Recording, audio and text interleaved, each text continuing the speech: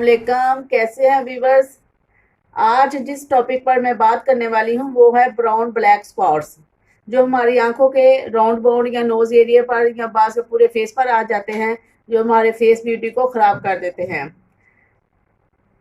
चाहे हम जितना भी अच्छा खूबसूरत ड्रेस पहने, अगर आपके फेस के ऊपर इस तरह के निशानात आ जाते हैं, सारे के सारे चारों पर पानी फिर जाता है। तो हम किस तरह से इसे खत्म कर सकते। ब्राउन ब्लैक उभरे हुए या हमवार हमारी उर्दू जुबान में दोनों अक़साम को तिल ही कहा जाता है। अंग्रेजी जुबान में इसे फ्लैट यानी हमवार तिलों को ब्लैक स्पॉट, ब्राउन स्पॉट, जबकि उभरे हुए तिलों को मोल्स कहा जाता है। आज मैं बता रही हूँ ब्राउन तिलों के बारे में। मेरे पार्लर में इन्हें खत्म करने के बारे में बहुत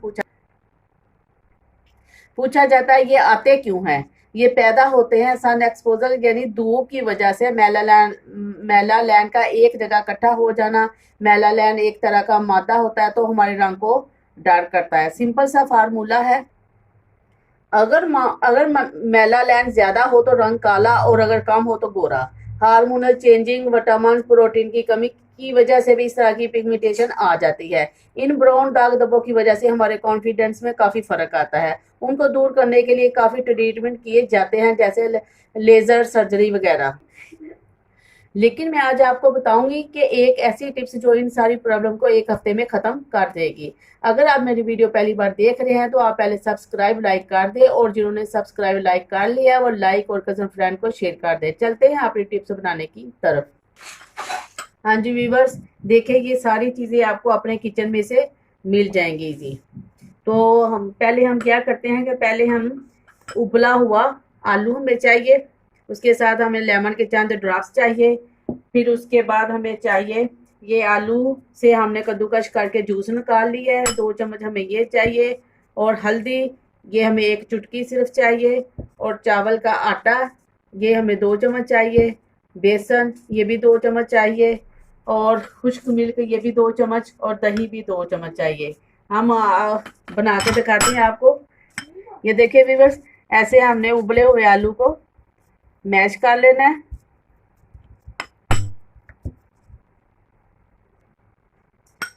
ये 2 चम्मच हम बेसन डालेंगे। ये 2 चम्मच हमने बेसन डाल लिया। उसके बाद हम ये 2 चम्मच जो जूस निकाल के रखा था वो हम डाल देंगे। ये जूस अगर थोड़ी देर पहले निकाल के रखे ना तो इसका कलर चेंज हो जाता है, ब्लैक ब्लैक होने लग जाता है। तो इससे पता चलता है कि इसमें कितनी प्रॉपर्टीज है, विटामिन है कितने। और उसके बाद 2 चम्मच हम ये ले लेंगे चावल का आटा।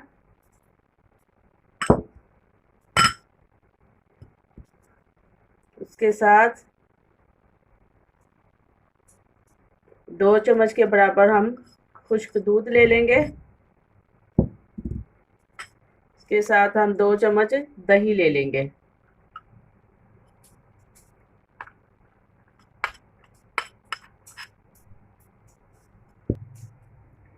और उसके बाद हम 1 चुटकी हल्दी डालेंगे। हल्दी सिर्फ 1 चुटकी डालेंगे, इससे ज़्यादा डालेंगे। और जो लेमन है उसके हमें चंद ड्रॉप चाहिए।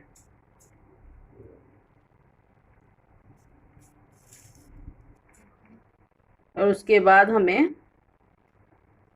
तकरीबन 1 चम्मच रोज़ वाटर डालेंगे और इसको अच्छी तरह मिक्सअप करके मैं अप्लाई करके दिखाती हूँ आपको।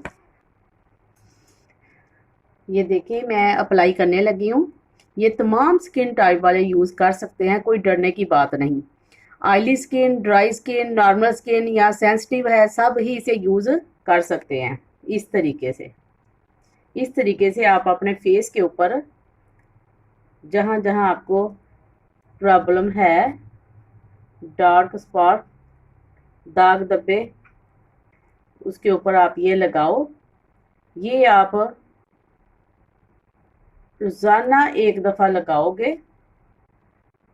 तो इंशाल्लाह देखना 1 हफ्ते से पहले आपके सारे जो है ना वो ब्राउन तिल ख़त्म हो जाएंगे और साथ जितनी भी पिगमेंटेशन है वो भी रिमूव हो जाएगी। और जिनको चिकन पॉक्स या पिंपल एक्ने से स्कॉट के दाग धब्बे बन गए हैं वो भी ये वाली टिप्स यूज़ करें, उनको भी बहुत फ़ायदा होगा। ये ब्राउन तिल दाग धब्बे दूर करने के साथ साथ कलर भी फेड करेगा। ये लगाने के बाद आप तकरीबन 20-25 मिनट जो है ना इसको छोड़ दें ड्राई होने के लिए। जब ये ड्राई हो जाए तो मैं आपको दिखाती हूँ इसकी ड्राई लुक।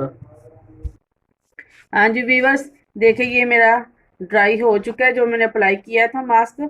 अब मैं इसको ऐसे राउंड में हैंड चला के हल्के हाथों से मसाज करते हुए मैं इसको उतार दूंगी और ऐसे ही आपने भी अपने फेस के ऊपर लगाकर सर्कुलर मोशन में ऐसे फिंगर से ये सारा आस्ता आस्ता उतार देना है। ये 1-2 मिनट ऐसे मसाज करने के बाद आपने सादे पानी से वॉश आउट कर देना है। हाँ जी व्यूअर्स, देखिए ज़रा फाइनली हमें ये अपना रिज़ल्ट जो है वो मिल चुका है और ये मैंने एक दफ़ा ट्राई किया है। आप इसको हफ्ते में रोज़ाना करेंगे। जिनको ब्राउन तिल है या कोई भी किसी किस्म की पिगमेंटेशन है तो वो करेंगे तो उनको बहुत बेस्ट रिज़ल्ट जो है ना वो एक हफ्ता लगाने के बाद बिल्कुल ख़त्म हो जाएंगे। और अब मैं लेती हूँ आपसे इजाज़त। खुश रहें और खुश रखें। अल्लाह हाफिज़।